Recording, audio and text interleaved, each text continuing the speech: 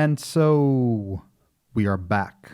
Not with the camera, not with the lights, not with the bullshit, just with the mic. For the time being, and for the foreseeable future, I'm going to attempt to approach my podcast endeavor in a similar manner to how I used to. It was a time when video podcasting wasn't a thing. It was a time when each episode was only about the substance, not about the frequency, not about the algorithm, not about showing face. My beef with video-focused content is as follows. First and foremost, I'm so against social media, as you may have gathered from my previous episodes. And the only place where podcasting really requires video is on social media. While it is true that Spotify recently added the video component to their platform, it isn't very necessary or popular amongst hardcore podcast listeners. Video is mainly popular on platforms like YouTube, where people come to watch videos. Secondly, when you create content on a very small scale like I do, the video component adds a ton of complexity, which ultimately results in two things: stress and avoidance from creating. For example, when adding video to an episode, you need to take into account video quality, angles, backgrounds, lighting, synchronization.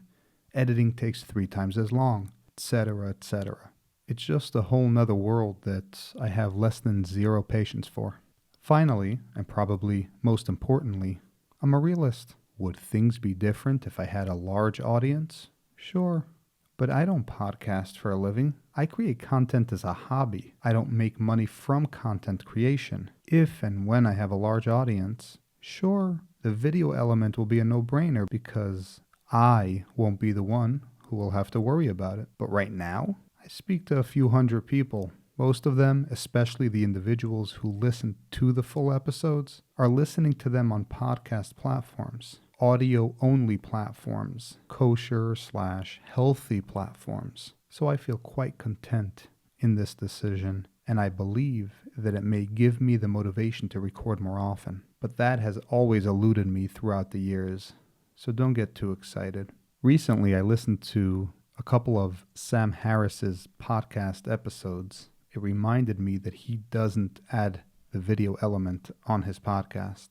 I think that's wise in some cases. Additionally, he just had a recent interview with Jordan Peterson whereby they discussed for about 25 to 30 minutes the perils of X, formerly Twitter, and social media in general.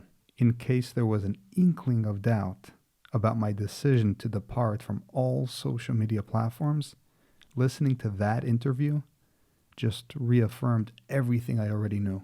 I highly recommend that you listen to it and heed its fruits. Toward the end of this episode, I will share a little excerpt. For me, the timing of their episode was divine. I had recently started growing my profile on X under the assumption that there's potential to grow a large audience there quickly. It rapidly backfired, and here's the story behind that. Less than 1 year ago, I deleted and permanently got off of all social platforms. I took humble brag off all social platforms. Although I had been off of Facebook and Instagram for a long time, I still had my profiles and occasionally would check in. My final addiction was YouTube, and I worked up the courage to delete that off my phone as well. This isn't news, of course. If you have listened to my previous episodes, I recorded about this less than a year ago. But I want to be clear.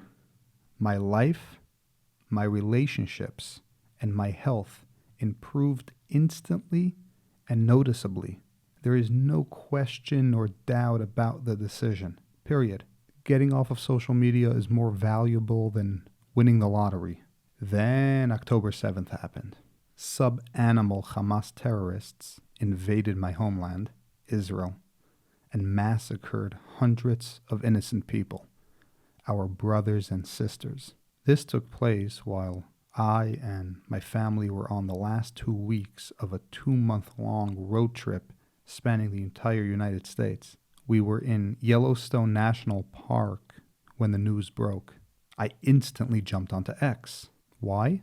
Because that's where you get the most up-to-date information on anything going on. I knew what I was doing, but I felt like I had no choice. I had to know, quote unquote, I had to know what was going on back home. We were planning to fly back within the coming weeks after all. What I found was that X was buzzing. I did what everyone else does. Started reposting things, sharing my opinion. I went from 20 followers to 800 followers within 2 months. I began to think, hey, maybe Humble Brag can build a large listener base through X. And just so you understand how different this is from, say, YouTube, it took me over 5 years to gain 1,000 subscribers on YouTube. Again, this was my justification for spending hours on X. And this is just months after I got off of every social platform, after making huge life changes and truly reaping the benefits. I won't make away the allure and the superficial attraction of social media. There's a reason why almost everyone falls for it. There's a reason why almost everyone's addicted to it. During the 2 months that I spent sharing my opinions on X, I received close to 1.5 million impressions. My tweets were seen by some of the largest X accounts. From a content creator's growth perspective, this was a dream come true, a real method for substantial growth and success. But social media is evil. Nothing good ever comes from evil. And the quicker the bad comes, the bigger the blessing. In disguise, but a blessing nonetheless.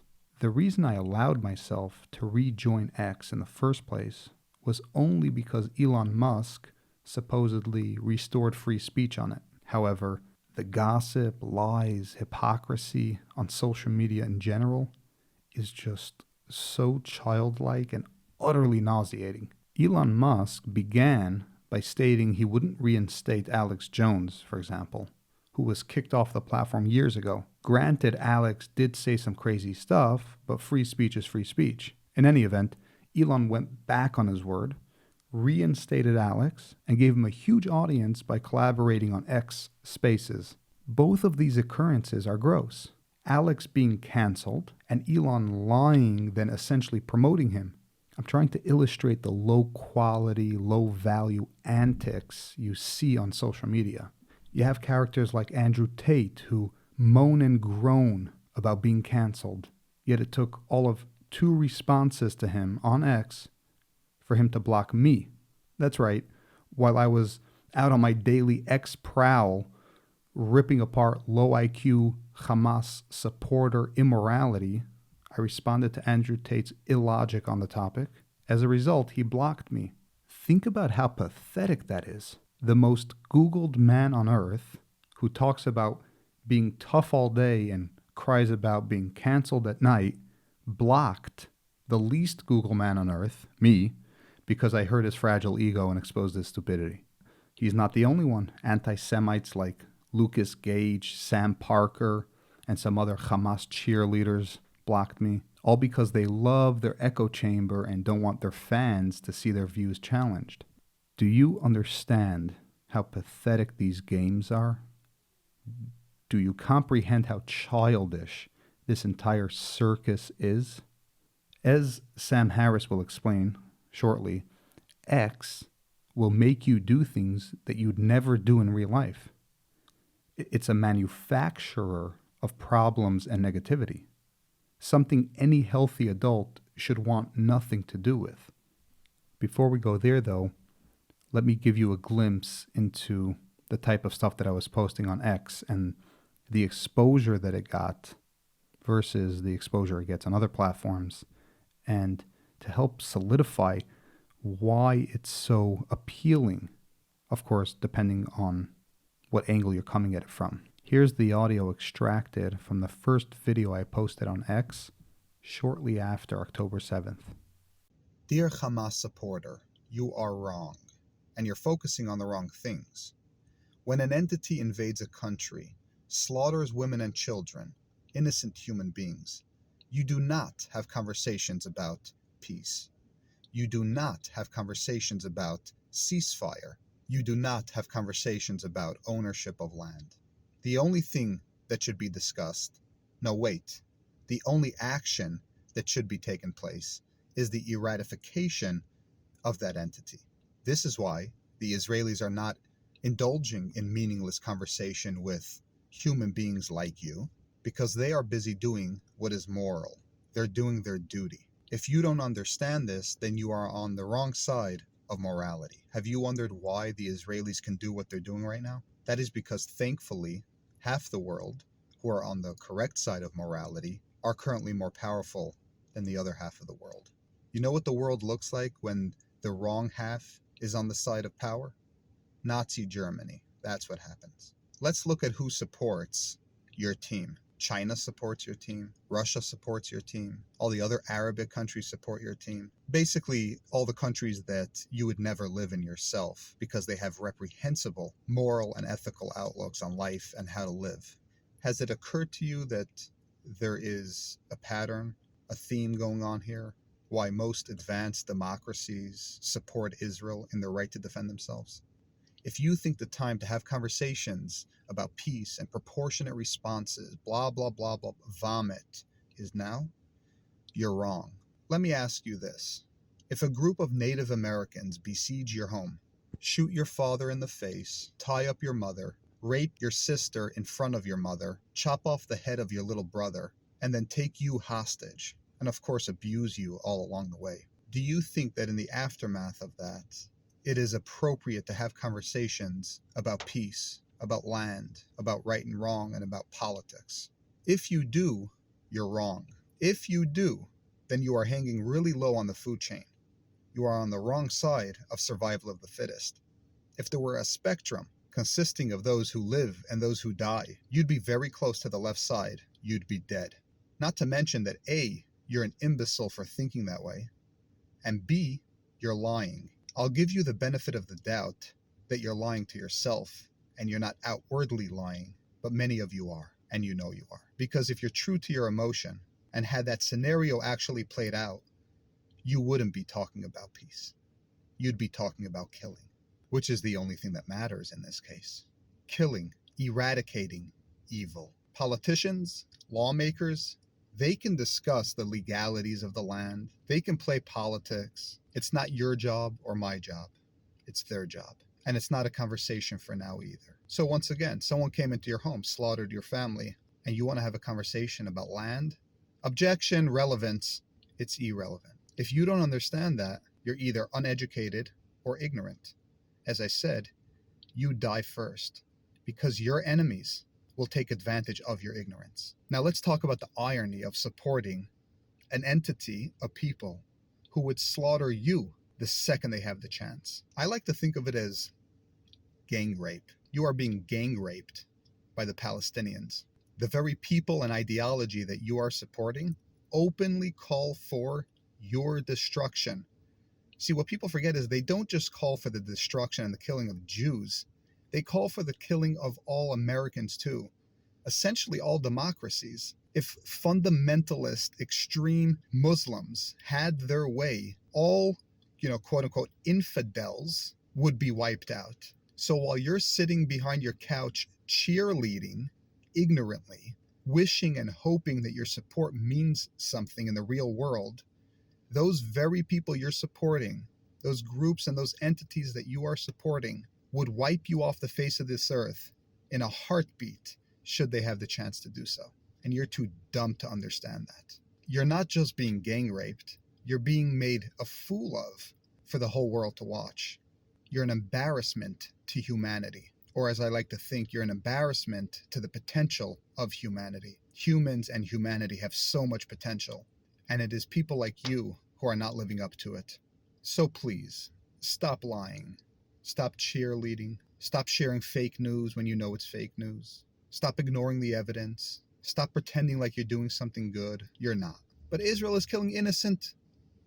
Define innocence. Who's innocent? The mother bent over crying about her child? That's the same mother that was baking cake and candies after Israelis were massacred. That's the same mother that happily sent her child to go join Hamas. That's the same mother that supported her child after he joined Hamas. Define innocence. Have you ever thought about what evil means? You think evil has to do with age? You think because someone's 15 years old, they're innocent by default? If that's what you think, then again, you're on the wrong side of survival. Western indoctrination got very deep. It's not so simple. The 50-year-old that you're calling innocent 3 days earlier was not only jumping on the street celebrating, he was jumping on the Humvee that was brought into Gaza after they slaughtered IDF soldiers and chopped their heads off. Define innocence. The 7-year-old who was on the back of a Hamas terrorist shooting an AK-47, that 7-year-old is innocent because they can't make their own choices, they don't know what to believe, they were indoctrinated. You think the 22-year-old Hamas terrorist that slaughtered Israelis has any more choice than the 7-year-old, than the 15-year-old? And I'm sure you would call him a terrorist, right? I'm sure you would call him evil. The one that went in and raped and chopped babies' heads off, that's evil, right? You think his younger brother, the 15-year-old, is any different? If you do think so, you're wrong. Evil permeates the entire society. Close to 60% of Gazans not only support Hamas, they want them to be the leaders. And the others want another group who are not too far off from Hamas. Define innocence. Maybe we could agree a 2-month-old is innocent. Casualty of war, because they haven't yet been fully militarized to hate, period. Hate. Hate Jews. Hate the West. Hate. But this notion that we yell and scream, innocent! What innocent? When have we ever in history not wiped out evil? Disproportionate responses. Genocide. Actually, no. Israel has the power to wipe Gaza off the map, and they're not. That should tell you everything you need to know. You think they can't? Dresden, carpet bomb, clean. America, Japan, nukes, done. You think Israel can't do that? The fact that they're not doing that dispels every lie you tell. So politics aside, arguments about land and ownership aside, because all of that is irrelevant right now. The only thing that matters is eradicating evil. And if you cannot get yourself to admit that Hamas is evil, then you're almost just as guilty as them. You know when I'll believe the innocence argument? When one Gaza citizen goes on live TV and says these words, "I want peace. I do not want to kill every Jew. Send me a video of a Gaza individual, a Gaza citizen, uttering those words. Then I'll believe in the argument of innocence." But when you have an entire population who openly calls for your destruction, yours, not just the Jews, yours, your way of life, and you defend that, asinine. You're either pathetic, severely uneducated, or like I said, hanging really low on the food chain. So again, dear Palestinian sympathizer and supporter, you are on the wrong side of a moral and ethical battle. But God gives us all the ability to think, rethink, apologize, and change our viewpoints. God blessed us with intellect. Start using it.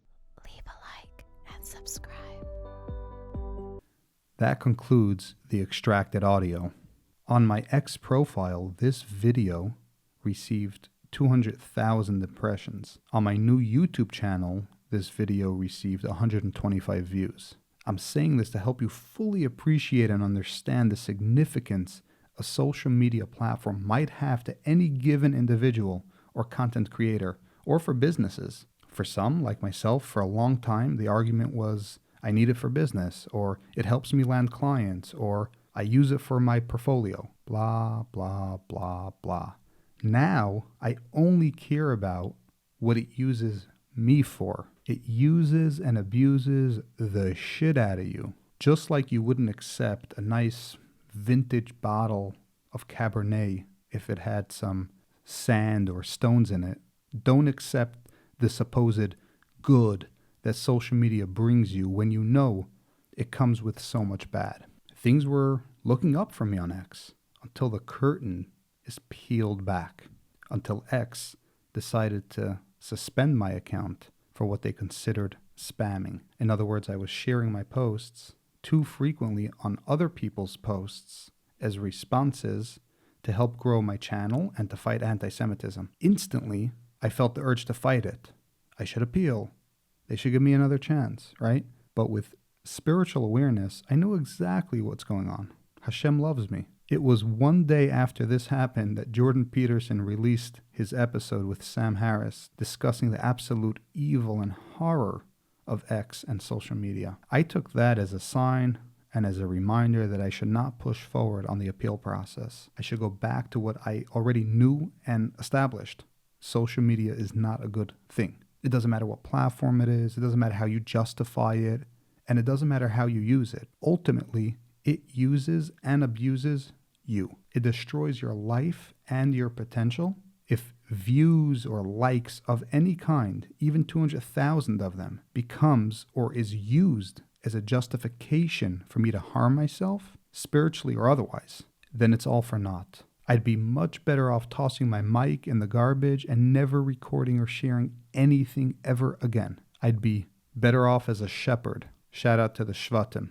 This isn't news, though. I had literally been to this place a few months ago, but somehow the Yetzer, the evil inclination, tricked me one more time. I'm determined to make it the final time. Understand this well, I beg of you. You do not, and I did not, need to know what was happening every second post October 7th. Important things will reach your ears. You don't need to know every time the IDF moved an inch deeper into Gaza. And I live less than an hour from Gaza. You don't need to know every time they eliminated one more piece of trash. In fact, the less you know, the less stress you will have. Now I'm back to absolute clarity and focus. Let me make myself clear again. The instant X suspended my account, I felt free again. I had time. People's opinions and their objections to my opinions didn't matter. Downtime wasn't wasted on mindless scrolling through a feed. I was alive again, focusing on my goals and aspirations. This is where things come in full circle. Yes, content creation and individuals like me who can't stop themselves from feeling the urge to write, record, or share isn't inherently wrong or bad. It all depends on the outlet, the means, the direction that big tech is steering content creators, listeners, and global behavior. That is absolutely and undeniably detrimental. Combining big tech dominance with censorship and free speech issues, I'm starting to really appreciate old school blogging. The notion of hosting your own website on your own server without anyone telling you what you can and cannot say is beginning to look a lot like Christmas.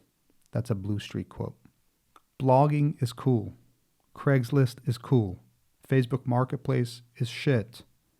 Feeding you nonsense ads, selling your behavior to the highest bidder. Old podcasting is great. Podcasting platforms are great. Even Spotify and YouTube Music are good. But social media? Addictions to trends, gossip, and mindlessness? It is literally destroying our society. I've come to the point where I grasp a pretty strong grip on my unwillingness to be a slave to an entity that wants to control me. The first business that I owned was in the e-commerce realm. I hated that me and my partner, a close friend of mine, were essentially at the mercy of Amazon and their policies, dreading that they would take away our selling privileges one day. Ever since I left that industry, I've been careful to avoid giving others the ability to leverage my life and income. That power shall remain in God's hands solely. Social media is the epitome of slavery and depravity. In any event, I believe that bad systems fail and ultimately implode if enough time passes. But that's not to say they don't cause irreversible damage along the way. Good systems, on the other hand, withstand the test of time, and I believe we'll witness a lot of that as technology continues to push the boundaries and determine what the next cool thing that human beings will become addicted to is.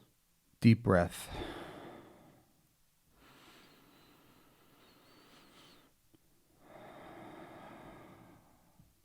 Everything I said is just real-life illustration of the cycle of societal trends and the human capacity to observe and to have clarity thereof.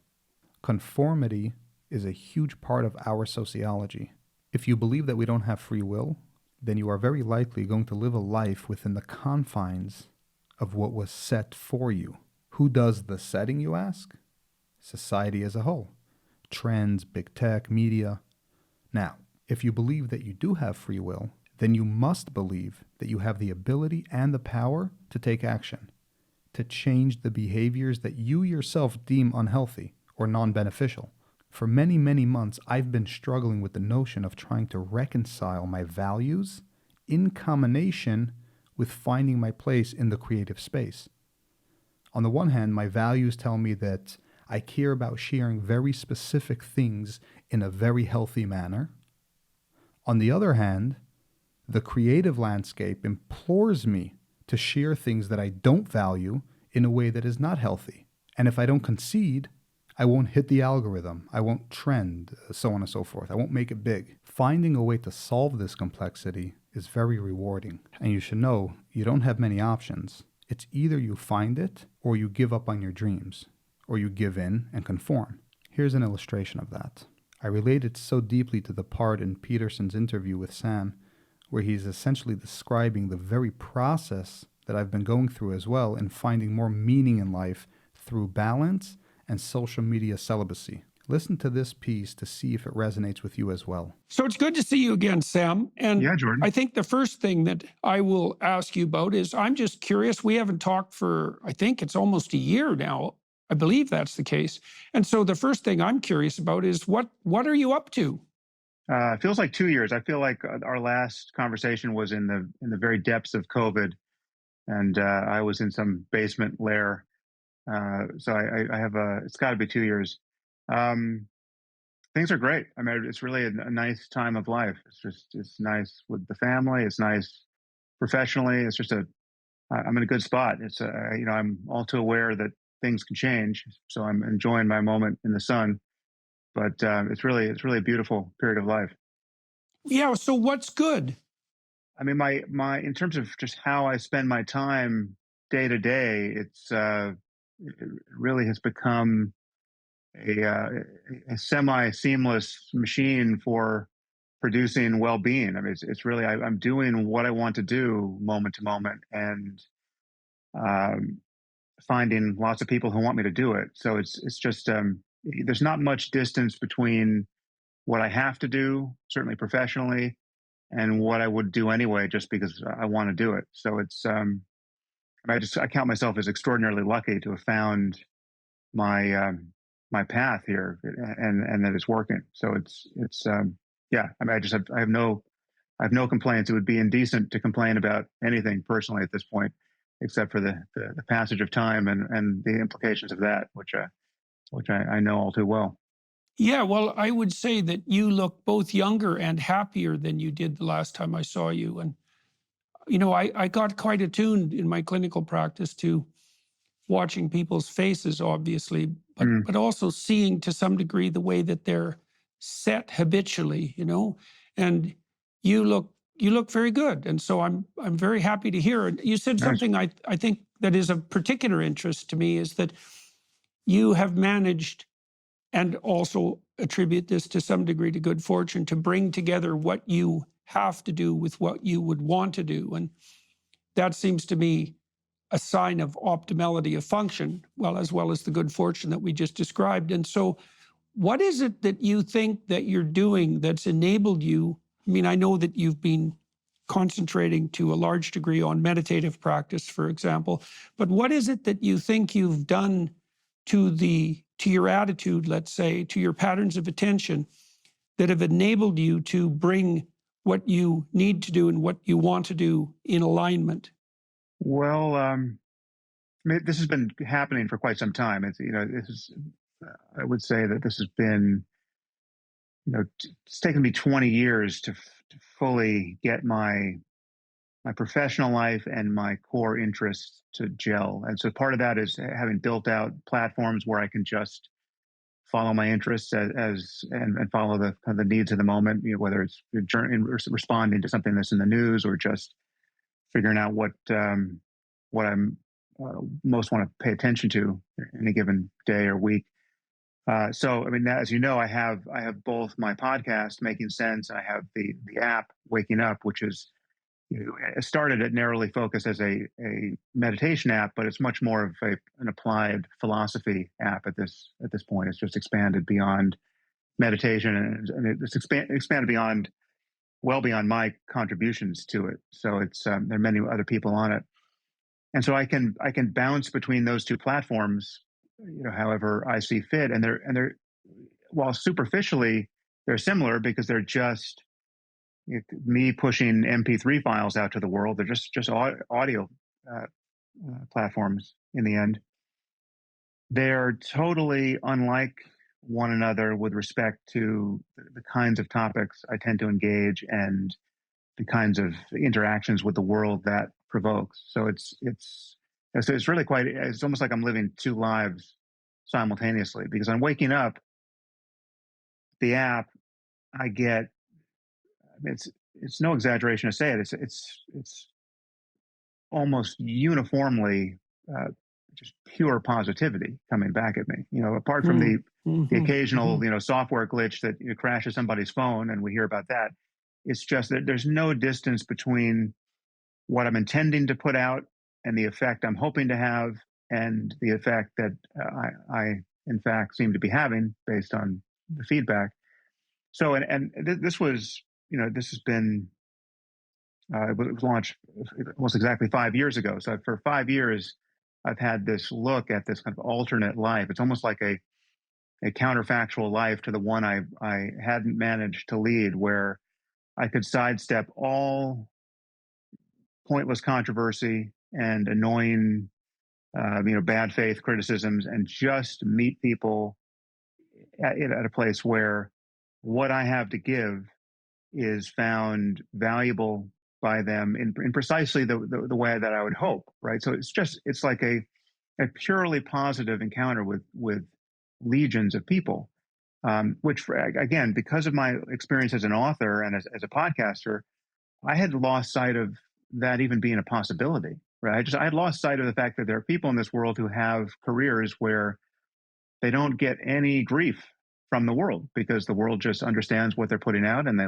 people like it, and they get paid for it, and it's a transaction that makes everybody happy. And so it's like opening a bakery where everyone loves the scones, and there's just nothing bad about it. And yet I find, and this, I'm sure you feel the same way. I can't stay merely in that lane, because there are other topics of social importance that I feel a need to comment on. And so I have my podcast and public speaking or books or any other channel by which to do that. And mostly I'm doing my podcast for that. But so I still have a foot in the water of controversy. And I'm sure we'll get into some of those controversies here. But it's to have both is such a source of sanity, because I can just swim in whatever waters I want to swim in on a daily basis. So it's quite wonderful. So why do you, just out of curiosity, so while there's a substantial parallel, I would say, between the situation you're in and the situation that I'm in, given what you just described, because one of the reasons that I continue to tour continually, essentially, is because it's completely positive. And I engage in almost no political discussion, almost no culture war discussion. Almost all of it is, well, you talk about your waking up system, and I suppose I'm walking on a parallel line insofar as I'm encouraging people to aim up. And I don't know if there's any difference between waking up and aiming up. Perhaps there is, and we can talk about that. But it is a great relief to be in a domain that's entirely positive. And then it is interleaved for me, as it is for you, with some degree of combat, let's say, on the more philosophical and culture war side of things. Why have you concluded? Sometimes I wonder, Sam, if it wouldn't be just as well to stay in the positive domain all the time. And I know that you are no longer on Twitter, for example, and so that's obviously one of the places where you've detached yourself from the proliferation of, you might say, unnecessary and polarizing conflict. But you just did indicate that you feel either a moral obligation or an intellectual pull towards keeping abreast of the domain of life that constitutes more problems. And so why do you think that balance is necessary? Why don't you forego that entirely and stay within the domain of the positive? I mean, you seem to have concluded that balancing them is actually better for you in some sense, or maybe better in general. So why did you conclude that?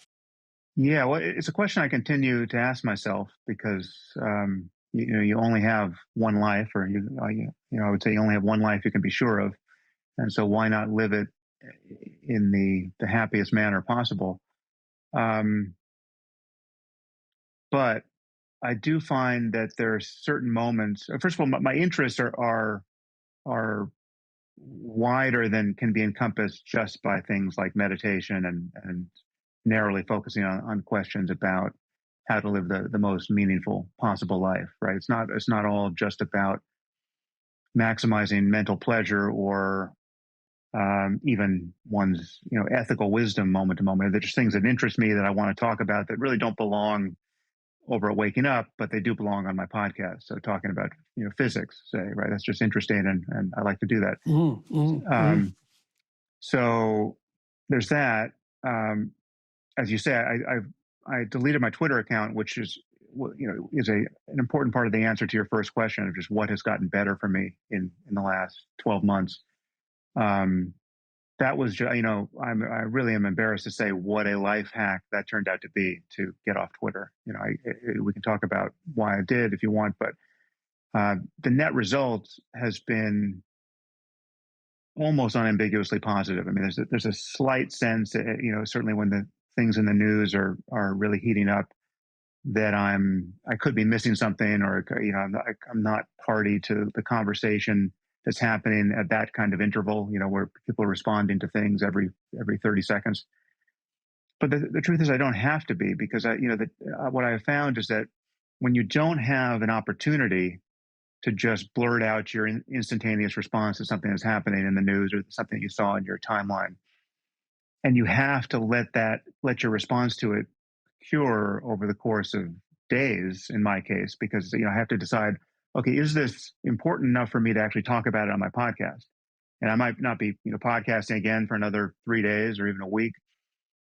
And so many things don't survive that test. They just 98% of things just fall by the wayside, because the truth is, you didn't have to broadcast your opinion about that thing that happened on that campus, by that indiscretion committed by that stupid blue-haired person, right? So it's just like you didn't have to weigh in, and you didn't have to reap all of the attendant poison of having weighed in, and you didn't have to worry about whether you should respond to that poison and those misunderstandings generated there. And I noticed in retrospect that, and I dimly knew this when I was on Twitter, but I didn't fully appreciate it until I was off, that it was no exaggeration to say that basically every bad thing in my life, apart from the sickness of the people close to me, was a result of something I had done on Twitter, or something that I had seen on Twitter. I can relate to that I felt I needed to respond to. So it was just this kind of hallucination machine that I had invited into the center of my life, and getting rid of it really modified my sense of not just what I have to do on a day-to-day basis and what I should do, but just of my own existence, right? Like, there was something about my digital existence that was claiming too much real estate in my conception of myself as a person, right? And you might have put your finger on it, at least to some degree, there with something like your observation about whether or not you're willing to put time into it. I've had many discussions with my family about Twitter in particular, and I would tend to agree with you that much of the negativity that I do run into in my life is a consequence of Twitter. And so now I use Twitter to stay abreast of the sorts of things that you described that you might be able to get access to on Twitter as well, current events. And there is that temptation to respond immediately. But you intimated that maybe a good rule of thumb is something like if you're not willing to sit down and think about it for an hour, let's say, then perhaps it's not important enough to share your opinion with millions of people and reap the consequences.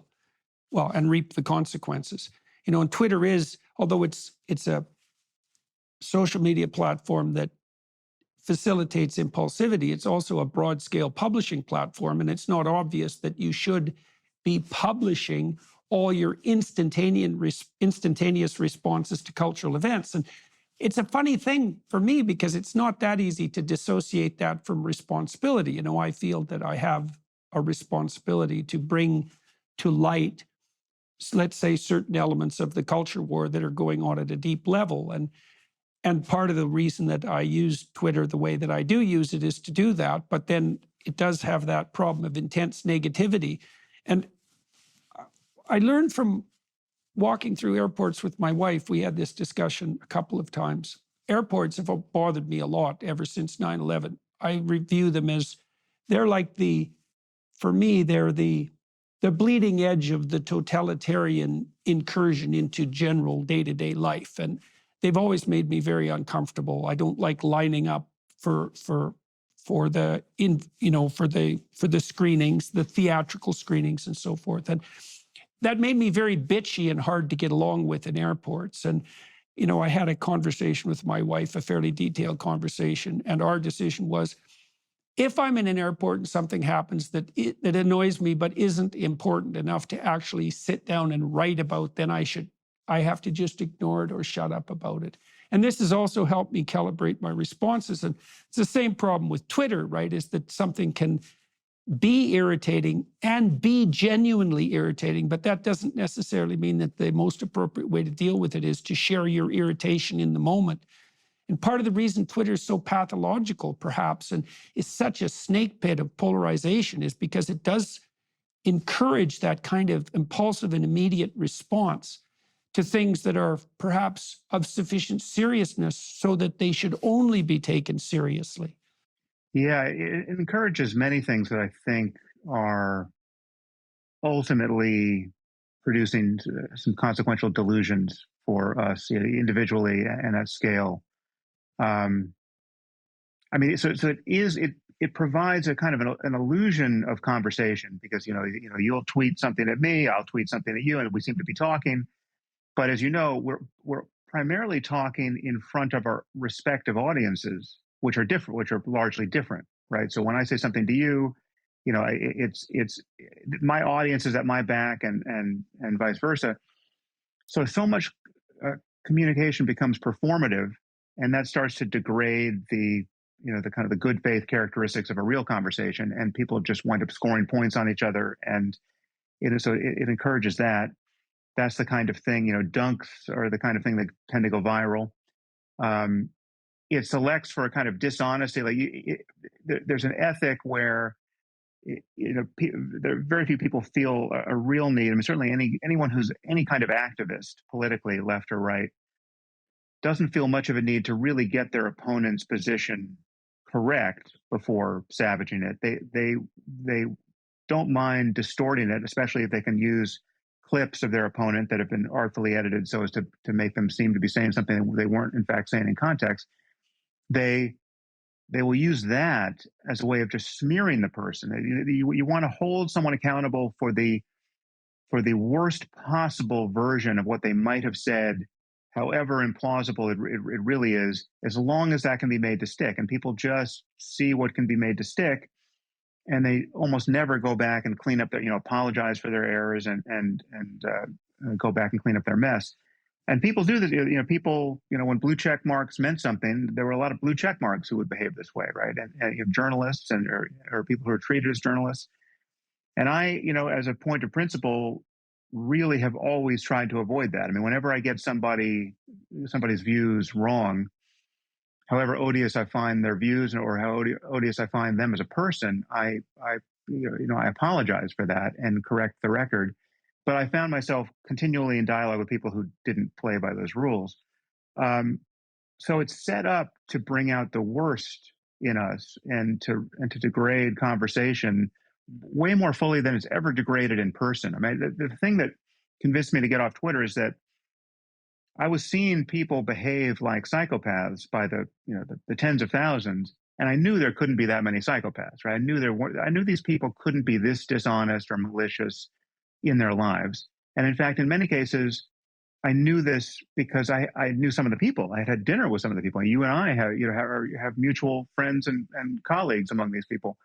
And yet I was seeing the absolute worst in them in terms of how they were engaging on Twitter, not just with me, but with other people who, they felt they needed to slam. And I mean, we're seeing some of this. I mean, I think there's something like this happening. I haven't really followed it, but over the Daily Wire. I mean, you're very close to you. You've got Candace and Ben attacking each other. I would argue that that kind of thing is not only spilling out onto Twitter, it very likely wouldn't happen but for the existence of Twitter. And there are many things happening out in the real world that happen in response to something that's seen on Twitter. But then like many of these protests, these pro-Palestinian protests that have become such concern to many of us, especially on college campuses where you have otherwise very educated people expressing solidarity with true ethical monsters in Hamas. What we're seeing is something's getting provoked by imagery on Twitter, however half-baked, and then the response to it in the streets is performative because it's meant for the streets, but it's really meant to be broadcast back on Twitter, right? I mean, that people wouldn't be doing these things but for the omnipresence of cell phones that can be broadcast back onto social media. And so I just think we have built this reinforcement cycle for ourselves, this kind of feed forward loop of that has eroded our capacity to speak rationally to one another and to have good faith debates and even strong arguments. And it's produced a machine for amplifying the narcissistic tendency of everyone wanting to just manufacture outrage. So, yeah, well, I think there's something, and you're pointing at this. I actually think there's something that's technically going on, particularly with Twitter, and maybe it's proportionate to the degree to which a social media communication system capitalizes on immediacy of response. Like, I'm afraid that we're setting up virtual environments. They're virtual perceptual environments and communication environments that aren't well matched to the underlying reality, which means they're delusional. And the delusional direction of Twitter is in the direction of enabling psychopathic behavior. Now, there's a research literature that's emerging on that. So you see the people who are most likely to troll online, so to post things that they know perfectly well will do nothing but cause trouble, are dark tetrad types. They're Machiavellian, narcissistic, psychopathic, and sadistic.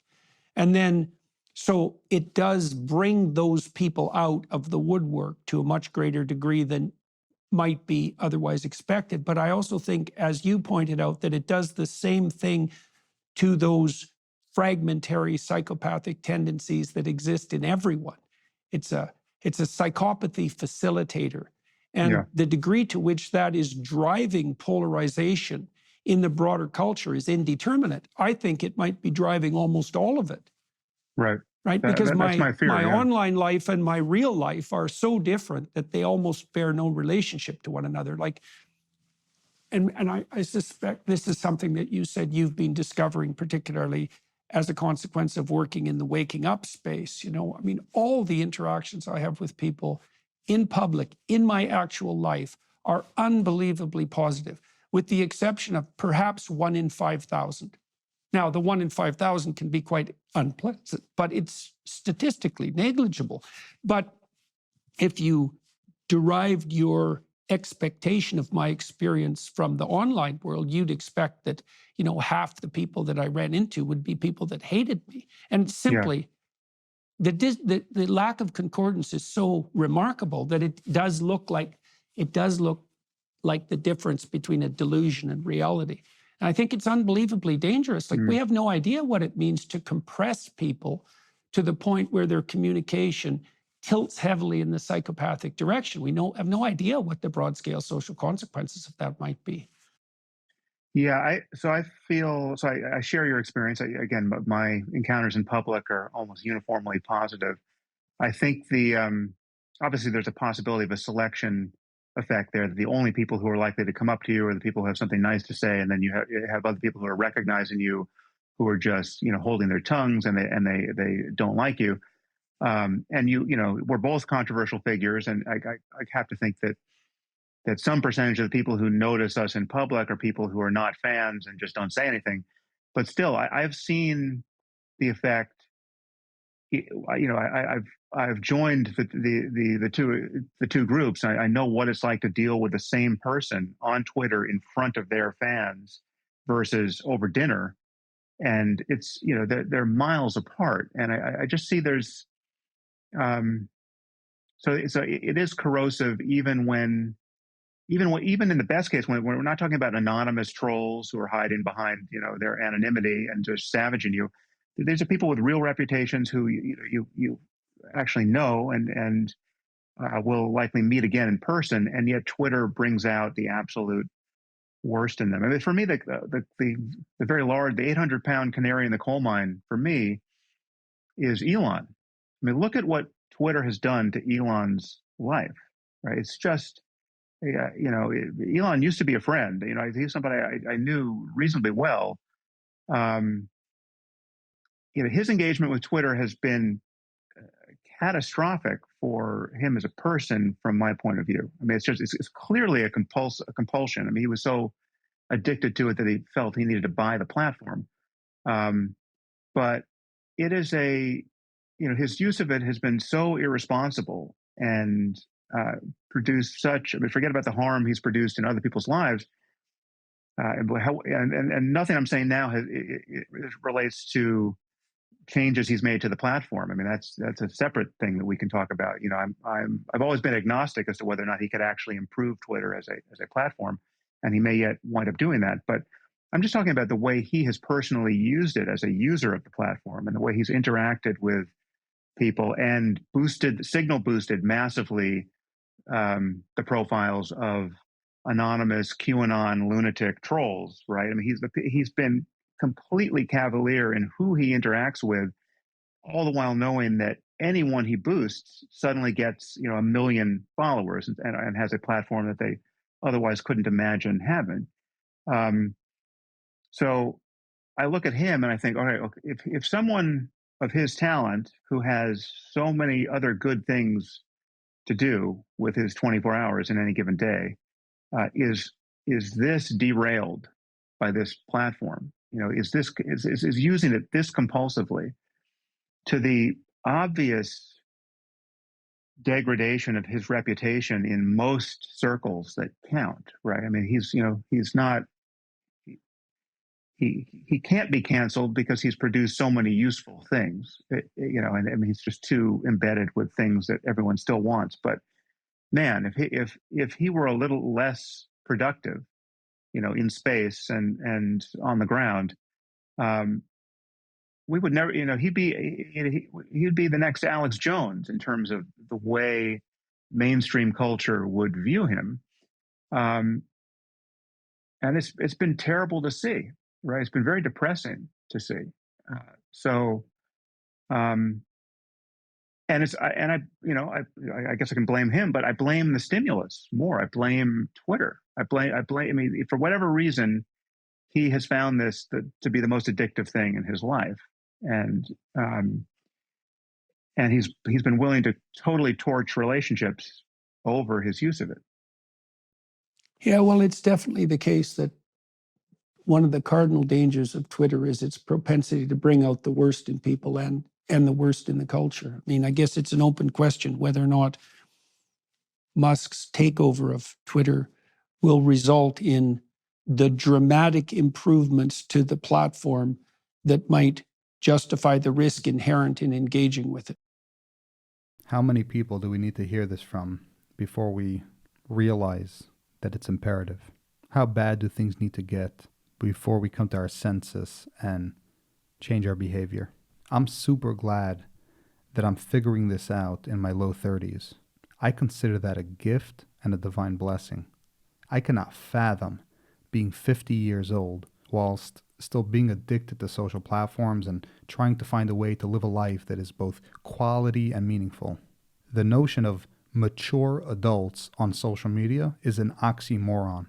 Rediscover your roots before the tribulations come a knockin'. As we like to say in Breslov, if you turn to Hashem before the tribulation, there won't be a tribulation. Amen. Leave a like and subscribe.